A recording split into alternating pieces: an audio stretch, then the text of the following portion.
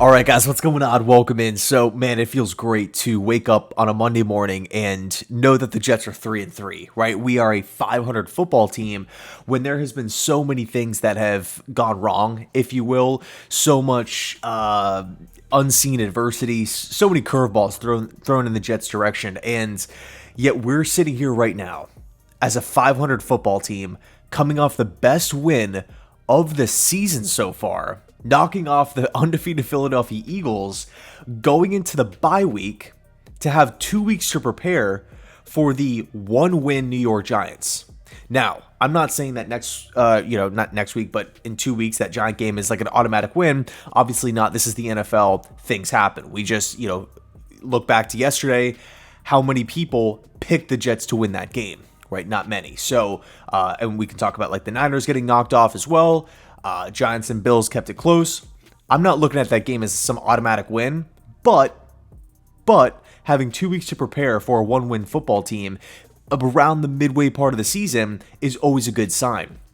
If you look forward, maybe 24, 48 hours after that game, we're talking about the trade deadline.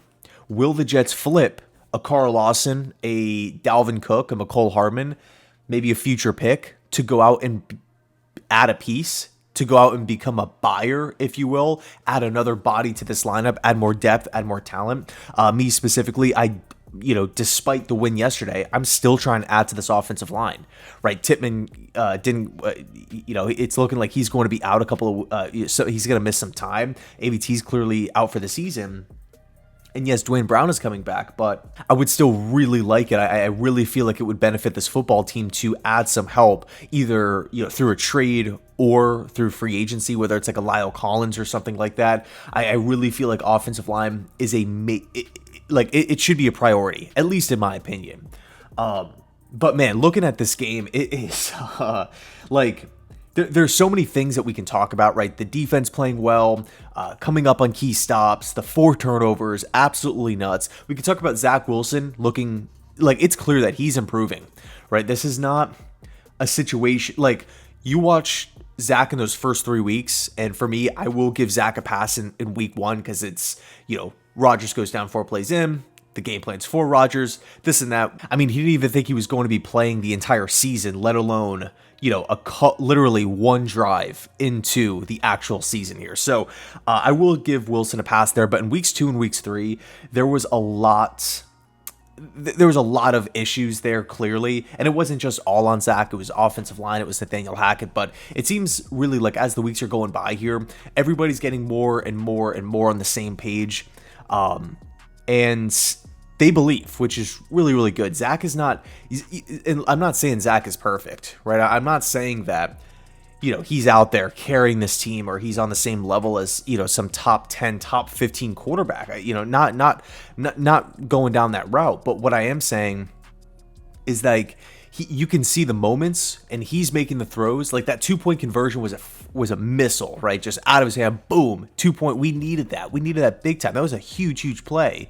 And he came up in certain situations. Now, again, he didn't miss some throws. There was a couple of passes where I felt like, man, he, ideally he'd probably want those passes back.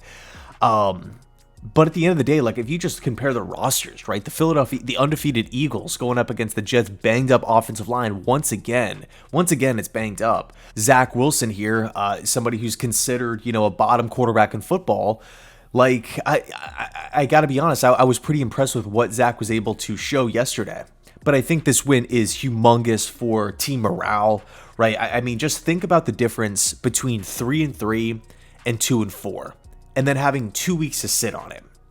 It just makes all the difference. And I will say I don't want the Jets to come out talking and, I've seen a couple posts on social media about, just kind of coming down on Philly and stuff like that.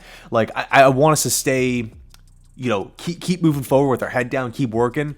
Yeah, we're 3-3. That's freaking incredible. It's awesome. And again, 2 weeks to prepare for the Giants. We have some winnable games on the schedule. New England keeps losing. There's a lot to get excited about in the second half of the year. Trade deadline, right? There's so many things. You're hoping Zach continues to improve. man, so many things that get you fired up. But I really feel like this was the win, right? Whether we're looking back a couple weeks from now, whether we're looking back at the end of the year, this could be the win where it was like everybody knows it. This was the pivoting point, right? This is where Salah righted the ship. On one hand, this next point could be taken as, a negative, but there's also a major silver lining here. It's the fact that the Jets did not play their best football. They didn't. They did not, right? So you can say, okay, well, the Jets beat the Eagles, and we had tons of things going wrong. Players getting hurt, still horrible on third down, 2 of 11 on third downs, 1 of 4 in the red zone. Zach was sacked 5 times. I felt at certain situations the play calling was a little bit weird.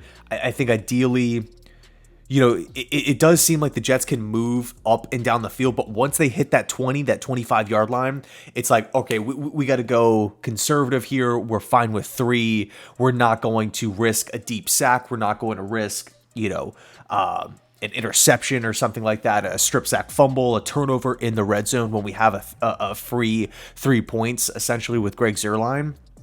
That's kind of how that's the sense, that's the vibe I get when I watch, how the Jets, how Hackett operates with the, specific game calls in the red zone. So, I think at this point, that stuff's clearly not working. As far as getting in the end zone, we keep coming up short. But again, the positive here is that, well, I guess in that, point alone, you can say, well, Greg Zuerlein's kicks, those 3 points, are the reason why the Jets hung in with Kansas City. They're the reason why the Jets beat the Denver Broncos. They're the reason why the Jets were able to beat the Eagles. Greg Zuerlein has been doing his thing. He's been knocking in these extra points and field goals like it's nothing. I mean, man, tell me how great this is to watch a competent kicking game from the Jets. It's been years since the Jets have had competent kickers.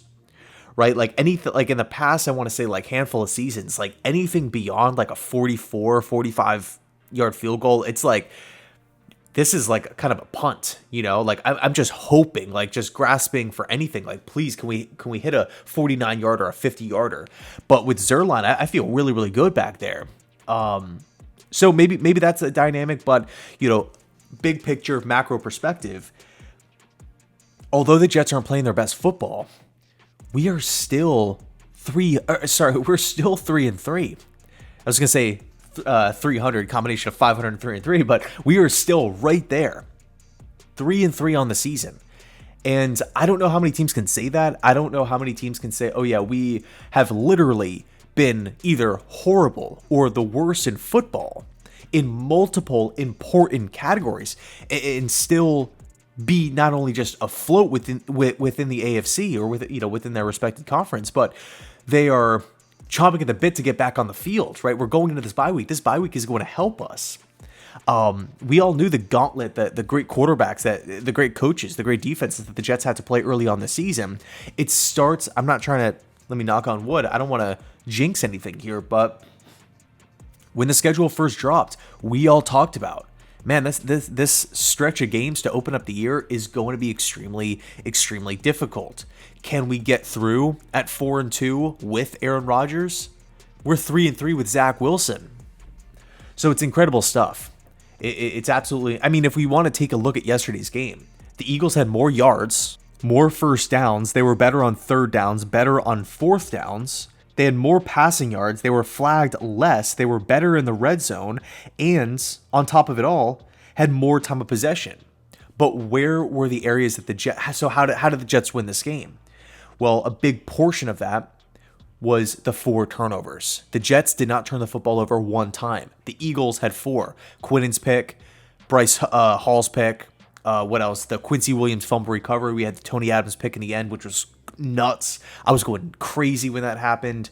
So the 4 turnovers were huge, and because the time of possession wasn't all out of whack, we were able to keep our defense on the field. And I think it's also a testament to say, hey, we weren't out there with Sauce Gardner. We weren't out there with DJ Reed. We weren't out there with Brandon Echols. We talked about the offensive line. We've talked about AVT and Aaron Rodgers, but what about the two of the best cornerbacks in football, right? So I think for me, moving forward, I'm taking this win. Of course I'm taking this win. I feel great. But I hope we don't... I hope the Jets kind of move forward, head down, keep working. The season's not over yet. There's still more that needs to be accomplished. Let's not sleep on the Giants. We'll see what happens at the trade deadline. Control what you can control and move forward. I'm pumped. I am absolutely pumped up this Monday morning. Let me know I got a bunch of cool video ideas planned throughout the week and whatnot. Of course, filming the podcast that should be up tomorrow. A lot of cool stuff, man. A lot of cool stuff. I'm so excited. Let me know your thoughts down below. And as always, go Jets.